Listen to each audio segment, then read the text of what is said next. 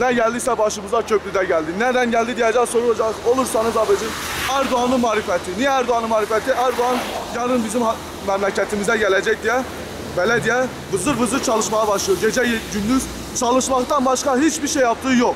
Ne? Erdoğan gelecek. Kim? Başbakanımız gelecek. Biz kendimiz başbakanımızı seçmedik mi, kendimiz seçtik. Biz de her birimiz bir başbakan değil miyiz bu memlekette? Sadece başbakana mı yapılacak bunlar? Yapılmayacak abicim. Gereğinin yapılmasını istiyorum. Belediyenin suçu bütün hepsi. Belediyenin, bütün suç belediyenin. Ne bir görevli koydu, çalışma yapılıyor diye, yol çalışması. Hiçbir şekilde hiçbir şey görmedik yani. Anında dozeri gördük, vurduk. O kadar. Başka hiçbir şeyimiz yok.